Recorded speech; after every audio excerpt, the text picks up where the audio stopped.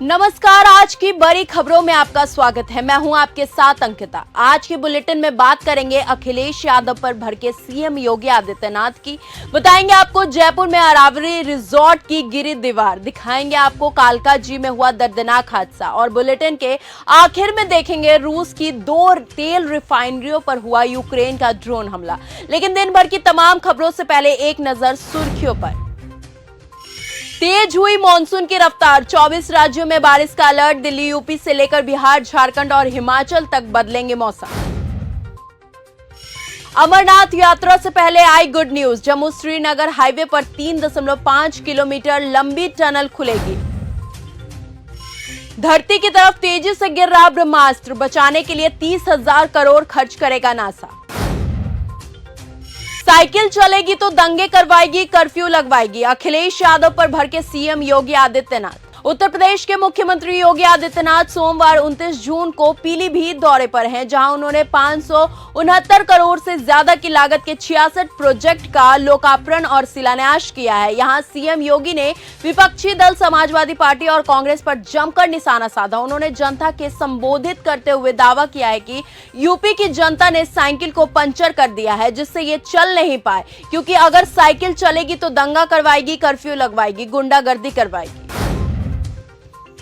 Clean Delhi with CM, Yamuna सफाई अभियान में उतरी सीएम रेखा गुप्ता, कहा स्वच्छ यमुना सबकी साझा जिम्मेदारी है। मुख्यमंत्री रेखा गुप्ता ने क्लीन दिल्ली विद सीएम अभियान के तहत चिल्ला गांव के यमुना घाट पर युवाओं संग श्रमदान किया। उन्होंने यमुना को दिल्ली की जीवन धारा बताते हुए इसकी स्वच्छता और सामूहिक जिम्मेदारी बताया और नागरिकों से सक्रिय भागीदारी की अपील भी की है।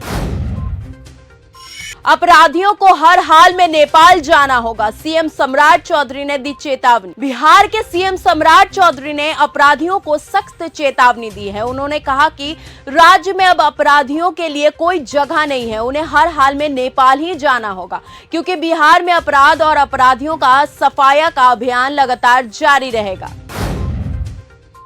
जयपुर में अरावली रिजॉर्ट की गिरी दीवार, 3 मजदूरों की दबकर हुई मौत, 12 से अधिक लोग घायल। जयपुर में निर्माणाधीन अरावली रिजॉर्ट के बेसमेंट की दीवार गिरने से 3 मजदूरों की मौत हो गई है, जबकि 12 से अधिक मजदूर घायल हो गए हैं। घटना के समय 21 मजदूर मौके पर मौजूद थे। एसडीआरएफ और सिविल डिफेंस की टीमें राहत एवं बचाव कार्य में जुटी है। गुरुग्राम को जाम से मुक्ति का नया फॉर्मूला, इस जगह बन रहा है डबल हाइट फ्लाईओवर, सीधे जुड़ेंगे दिल्ली, मुंबई और द्वारका एक्सप्रेसवे। गुरुग्राम के वाटिका चौक पर जाम खत्म करने के लिए जीएडीएम ने बिना जमीन अधिग्रहण वाला क्लोवर लीफ डिजाइन तैयार किया है। सेक्टर 48 की 10 एकड़ सरकारी जमीन पर बनने वाले इस प्रोजेक्ट से द्वारका एक्सप्रेसवे, दिल्ली मुंबई एक्सप्रेसवे और सोहना हाईवे आपस में सीधे कनेक्ट हो जाएंगे।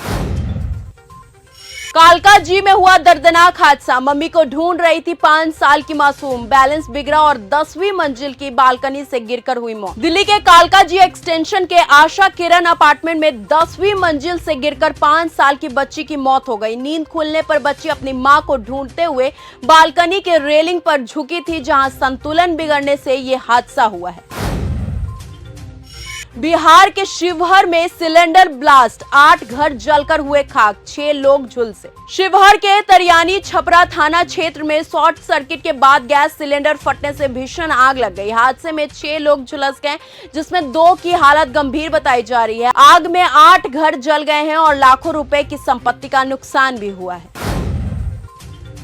एलपीजी उपभोक्ताओं ध्यान दे, 30 से 90 दिन का नियम लागू हुआ है। सरकार ने एक घर एक गैस कनेक्शन नीति के तहत रसोई गैस उपभोक्ताओं के लिए नए नियम लागू किए हैं। जिन इलाकों में पाइप वाली गैस पीएनजी की सुविधा है, वहां पीएनजी कनेक्शन चालू होने के 30 दिन के भीतर एलपीजी सिलेंडर सरेंडर करना अनिवार्य होगा। वहीं पीएनजी नेटवर्क वाले इलाके में शिफ्ट होने के लिए 90 दिन का अल्टीमेटम दिया गया है। ग्रामीण और बिना पीएनजी वाले क्षेत्रों में इन नियम का कोई असर नहीं पड़ेगा। 13,000 बीएलओ, 1.45 करोड़ वोटर्स, दिल्ली में कल से एसआईआर, चुनाव आयोग ने दी पूरी जानकारी। राजधानी दिल्ली में 30 जून से विशेष गहन परीक्षण एसआईआर शुरू होगा, जिसमें मतदाता सूची को अपडेट किया जाएगा। दिल्ली के मुख्य निर्वाचन अधिकारी अशोक कुमार ने बताया कि बीएलओ घर घर जाकर सत्यापन करेंगे।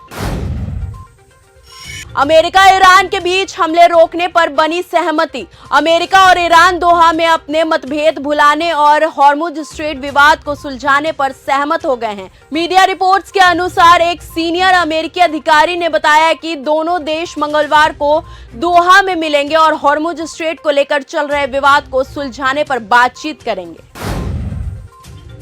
रूस की 2 तेल रिफाइनरियों पर हुआ यूक्रेन का ड्रोन हमला। रूस यूक्रेन युद्ध अब 5वें वर्ष में पहुंच चुका है और दोनों देशों के बीच ड्रोन, मिसाइल और हवाई हमलों का सिलसिला लगातार तेज बनता दिख रहा है। इस बीच यूक्रेन ने रूस की 2 तेल रिफाइनरियों पर ड्रोन हमला का दावा भी किया है।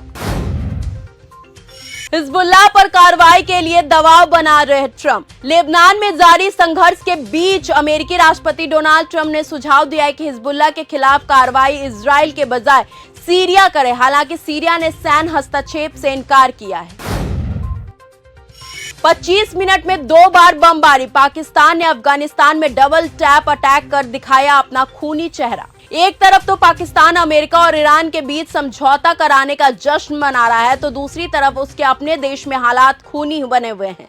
पाकिस्तान की सेना ने अफगानिस्तान सीमा पर डबल टैप हमला कर दिया है।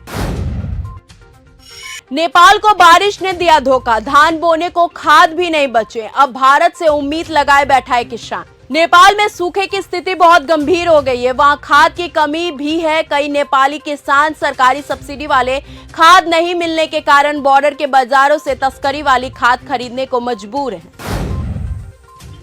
पुतिन का बड़ा कबूलनामा। कहा, यूक्रेनी हमलों से रूस में हो रही तेल की कमी, हम बातचीत को तैयार हैं। रूस के कब्जे वाले क्रीमिया में तेल, गैस की कमी और बिजली कटौती के कारण आपातकाल घोषित करना पड़ा है। यूक्रेन ने सप्लाई के रास्ते और तेल सुविधाओं पर हमला करके ये स्थिति पैदा कर दी है।